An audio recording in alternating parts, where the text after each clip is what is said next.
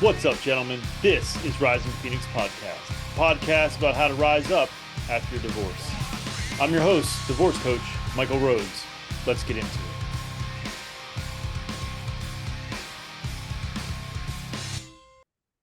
Hello and welcome to the show. This is episode 125.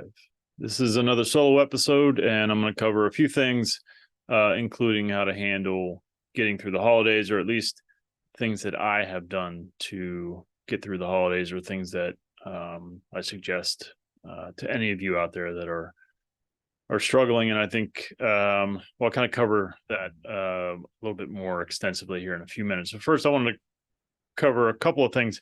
One, I'm really good. I apologize for not getting something out last week. Work travel really prevented me from editing the Thanksgiving episode. So I don't know who is aware and who isn't, but on Thanksgiving I was alone. And so I did a few live videos or live streamed meetings, essentially. Guys that the majority of the guys that are in the Discord came together on Zoom. We had sort of a little bit of a meeting, and we broadcast it live into the Divorce Support for Men group. It's about 2.5 hours worth of footage. And so I did start editing it. I did not get very far. I found myself being very picky with the edits for some reason. I'm not 100% sure why. I guess I just wanted to make sure it's good content, because there's a lot of folks that were speaking that, you know, they weren't speaking in order to record a podcast episode. They were just speaking and being themselves, and there were some pauses and ums and poor internet here and there. And so I was just really kind of honing in on, and I've been saying hone in a lot lately. I don't know why. Been really focused. I was really focused on trying to make a good episode out of it. And so it's taken a little bit longer. Then I had a lot of travel. I've had a lot of travel in general recently for work. I've been out on the road. I think I haven't looked at it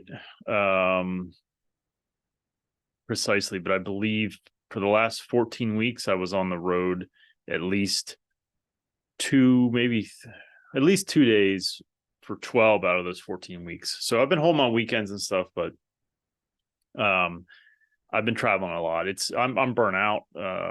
Fortunately, I think I'm done this year, which isn't saying a ton, but I'll take it. I could use it. I need it. So, I'm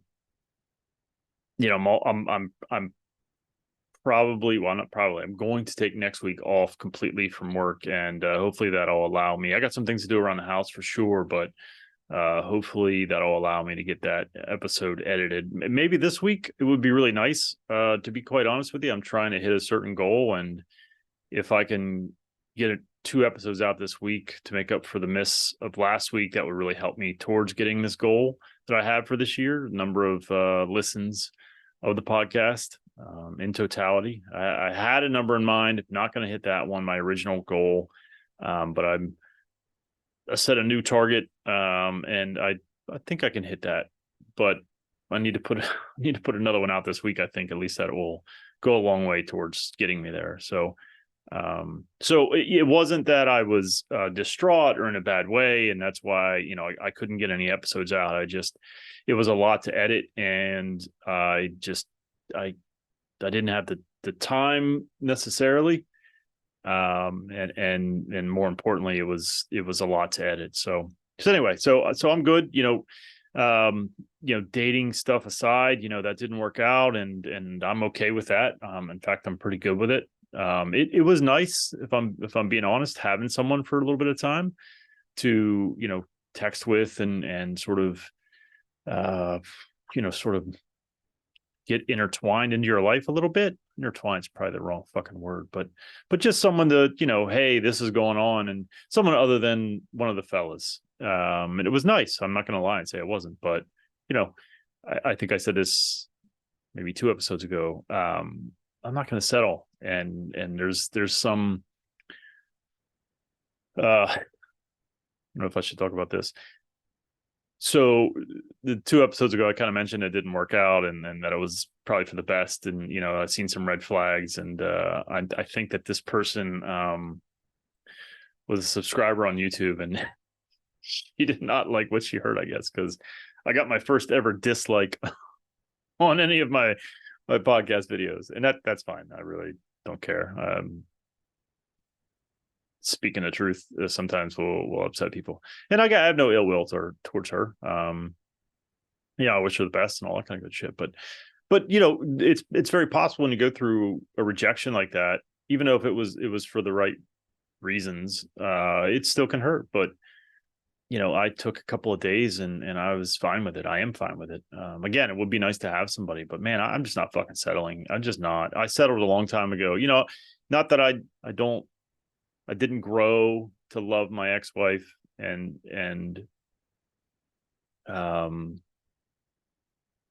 you know, I was very content in our marriage, and I think that content word it plays a lot of ways, so I think it's apropos. But I was certainly content, and you know, but initially I did settle. I was not that into her, so I'm not gonna fucking do that again. I won't do it.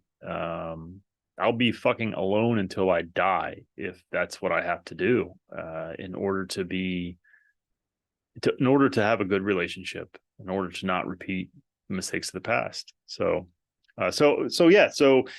that stuff didn't throw me for too long, a couple of days. The legal stuff with my ex it got the latest QDRO got rejected again. So they filled it out again, and now we're on the fourth go around, I think, of this fucking form. But that didn't even.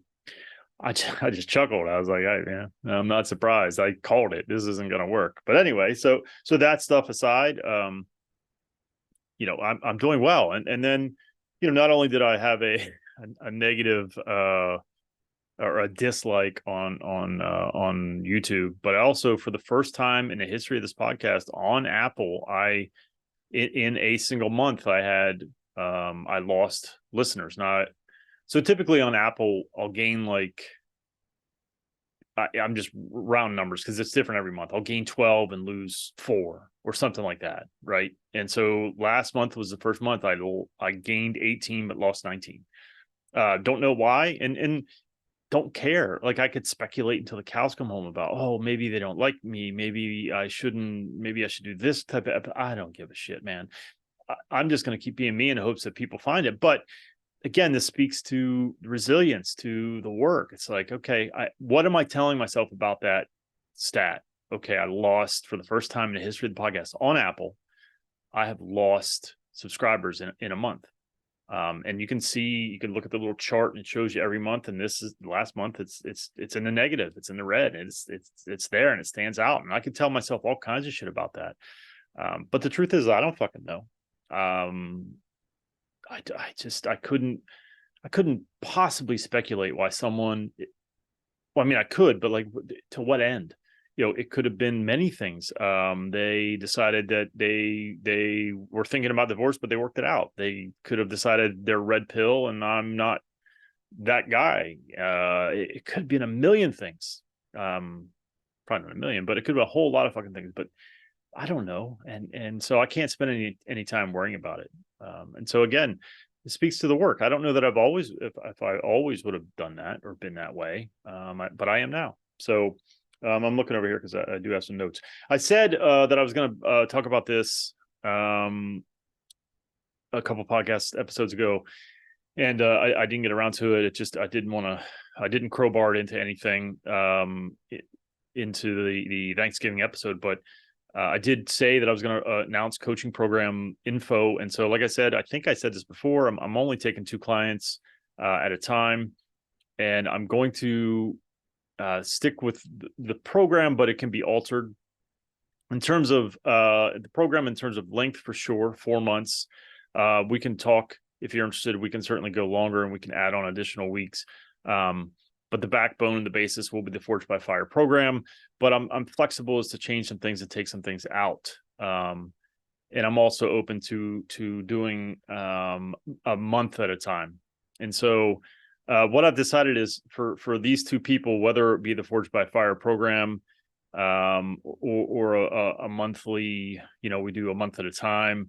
If you do the Forged by Fire program, I'm cutting it down to $600 for that program, and so that's over 6 months.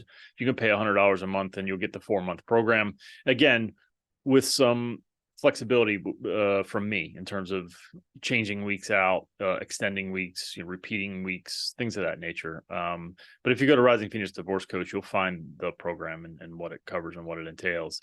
And that's only 2 people. And conversely, if you want to do just something monthly, it's going to be $100 a month. And we'll do weekly calls once a week for sure. And then I'll probably set up Marco Polo again. And that's Marco Polo is sort of like a texting app, but videos. So you can send me video messages and I would respond with a video message. And so that's that. But I'm only doing 2 people. I don't have the capacity to do anymore. I just don't. I wish that I did. Fucking A, I wish that I did, but I do not. So I'm doing what feels right at this point. If you are interested in working with me and you're like, dude, I can't even afford $100 a month, give me a call and maybe we can do something and work something out, because I'm not doing it for the money. Although I can't do it for free. I do this for free. But if I'm going to put forth the effort of coaching, I need to be paid for it.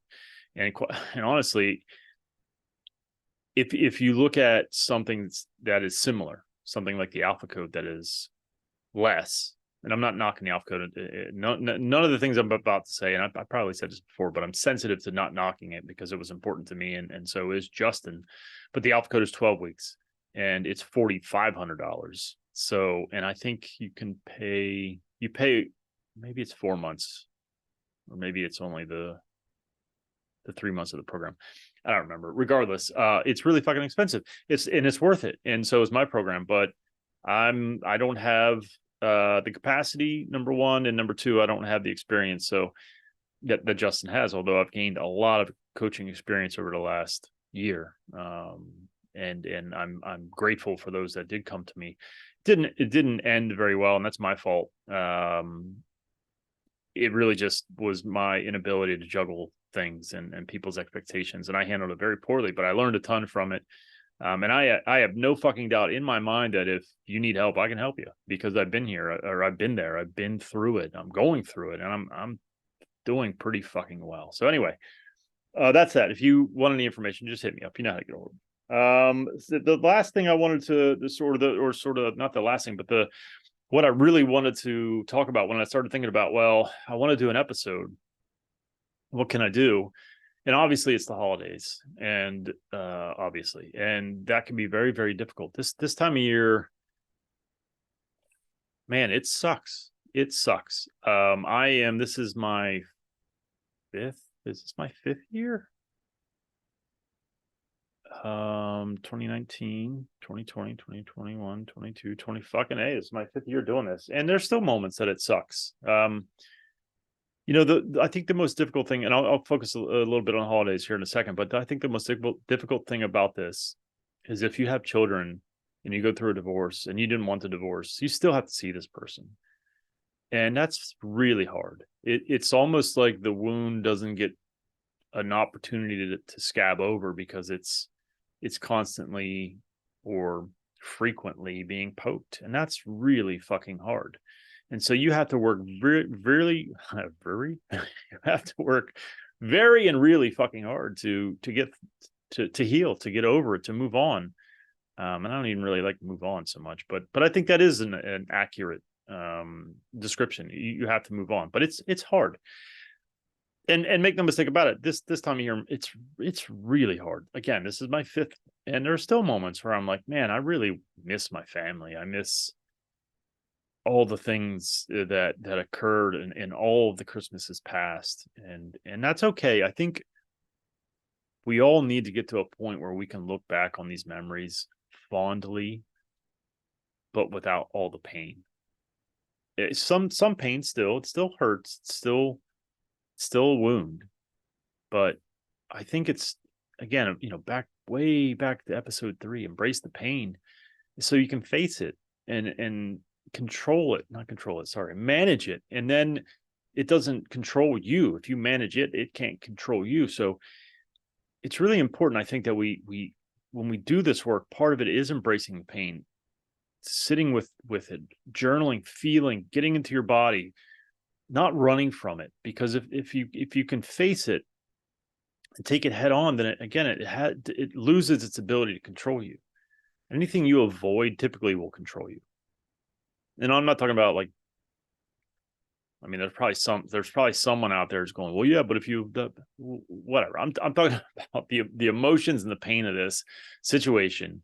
You have to face these things, and it sucks. And so back to the holidays. Divorce is hard.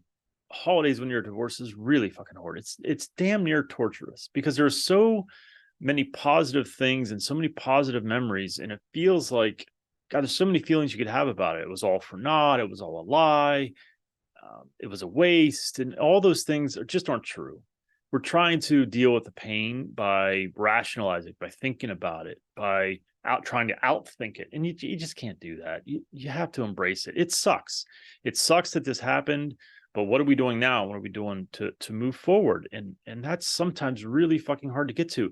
And by the way, you don't always have to get to there. That's part of it. Embrace the pain. Sit with that shit. Yes, this sucks. Cry. Feel it, express it. Again, if you face it and take it and grab it by the fucking throat and take control. I don't want to say control. Take a hold of it and manage it. It won't control you. And so acknowledge it. So let's talk about what do I recommend that we do during these holidays. And again, this is my 5th one. So I might know a fucking thing or two because I've survived 4 of them. And the first part of it is acknowledge it. Yes, this fucking sucks. It hurts. It sucks. I don't like it. This isn't, in some ways, it isn't fair. Feel all those shitty things. Get them out though. Don't just think them.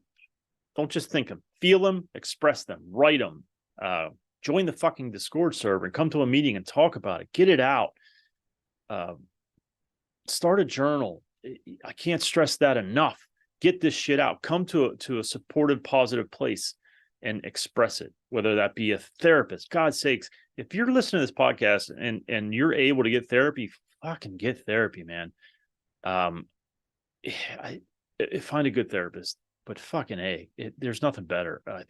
There's nothing better in this healing journey than finding a good therapist. I really don't think. I'm not saying that's all that there is, and it doesn't mean that you can just go to therapy and just vomit out all of your shit. You have to take actions and steps and plans and all that kind of good shit, but fucking get a therapist. So acknowledge it, express it, feel it, reach out, talk to people, preferably people that have been through it, preferably people that have been through it who don't say shit like get over it, move on, man up, all that dumb bullshit. The shit that we talk about amongst the groups and amongst the Discord server that we're not about that. So get around supportive people and talk about it. The next thing you can do is I've seen someone post in the Facebook group about this the other day. They were like, my ex is having or someone's having a holiday party. My ex is going with her new boyfriend. It's my weekend or my time or my holiday. And they want me to go. Yeah, what should I do? Don't fucking go. But don't take the daughter either. Don't let the daughter go. Unless that kid is just like throwing a fucking giant, but I don't even think so, man. Start new traditions. That's what you have to do. That's what I recommend to you. So whether if it's your holiday or not, find something new that you can do to okay. So for instance, now every Christmas or before Christmas, we go out and we pick a tree and we cut a tree down I'm not talking like National Lampoon's style. Like I don't have a station wagon and I'm not pulling trees out by their fucking roots, but my daughter suggested that to me this past weekend. This is hilarious.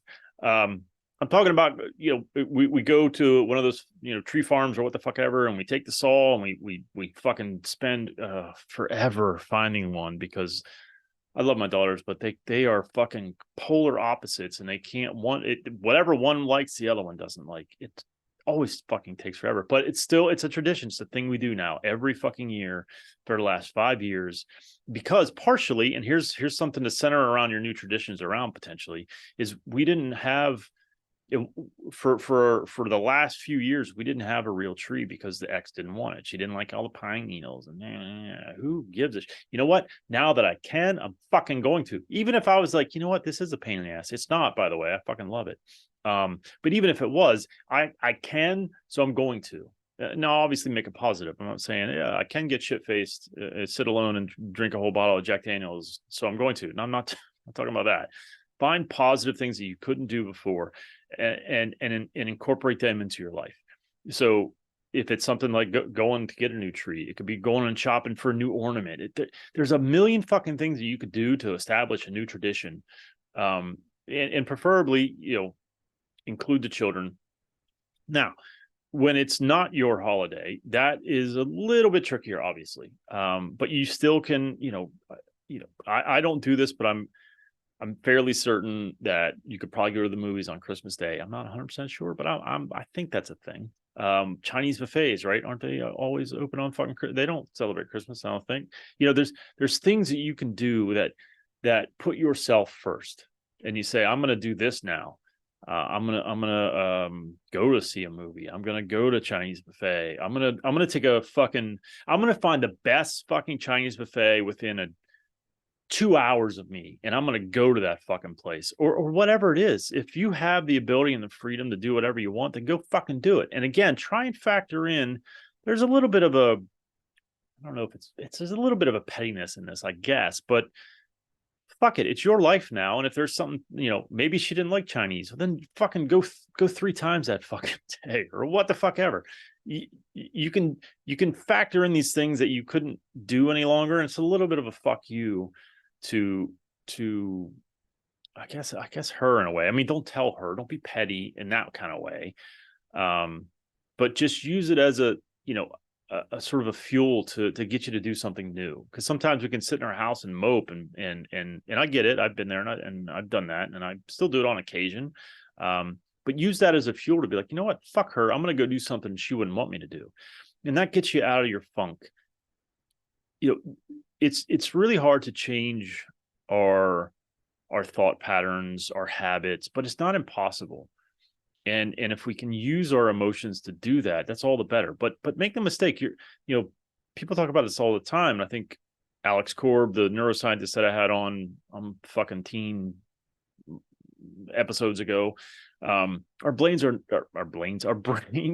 neuroplastic. We can make changes. We can change patterns. We can change habits. It's fucking possible. But sometimes we're gonna have to use the emotions that we have in order to sort of spur us on.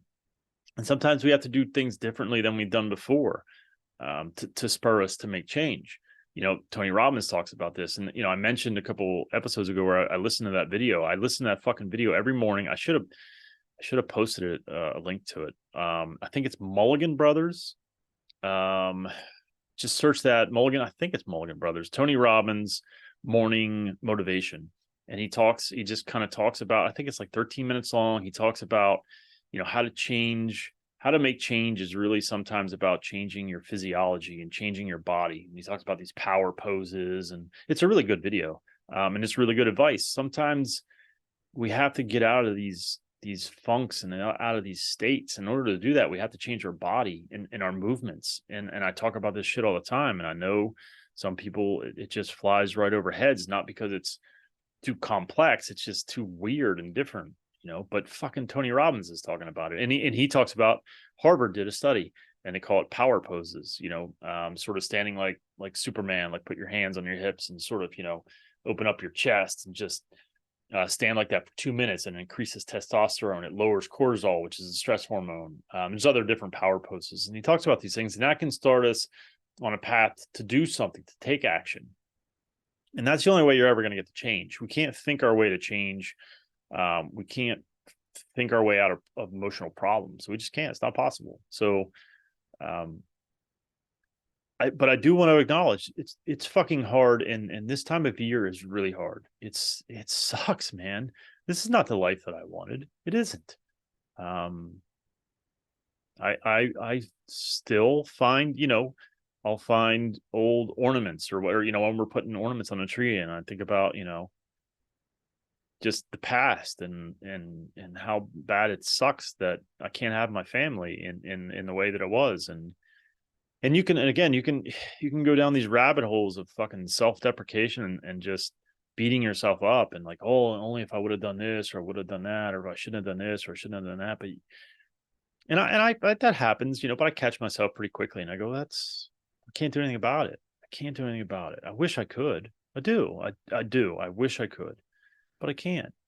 There's nothing any of us can do about the past except for learn from it. And again, some of this stuff is very cliche and it feels kind of bullshitty sometimes, but sometimes cliches are cliche for a reason. In general, I think cliches annoy the shit out of me, but there are some good ones and they're there for a reason. And so I think we have to acknowledge that this is hard. I think that's important.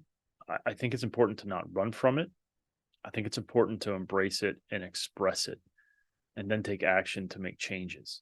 And those changes are new traditions, new habits, whatever you did with your family and your ex-wife or soon to be ex-wife or whatever your situation is. See if you can find sort of the opposite or the counterbalance or, try and find your way to new things because they're there.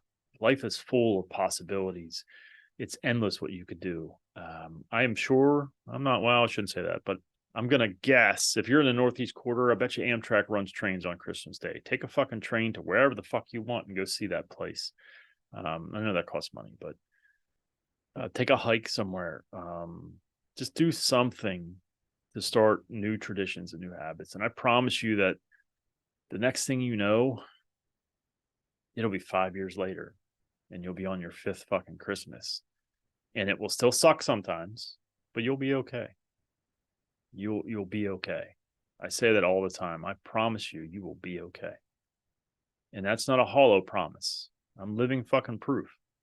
I was suicidal.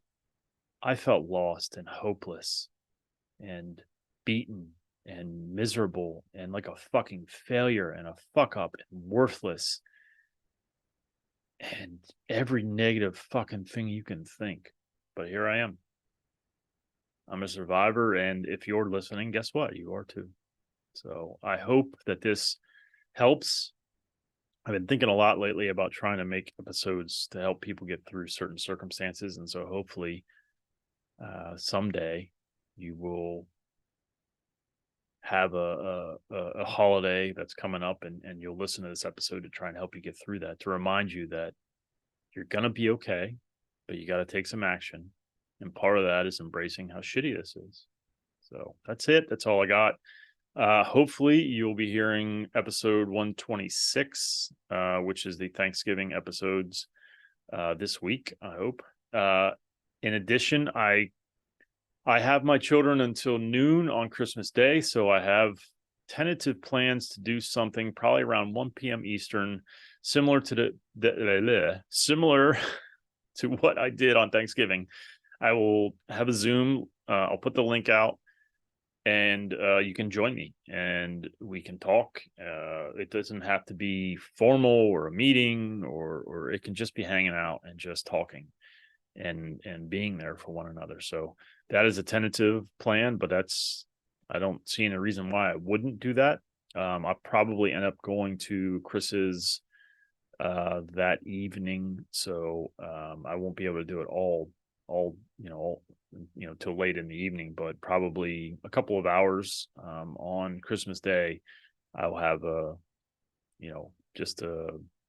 I'll have the opportunity for us, those of us that will be alone, to come together and just spend some time together via the interwebs. So that's it. That's all I got. And as always, take care of yourselves, and especially this time of year, take care of each other.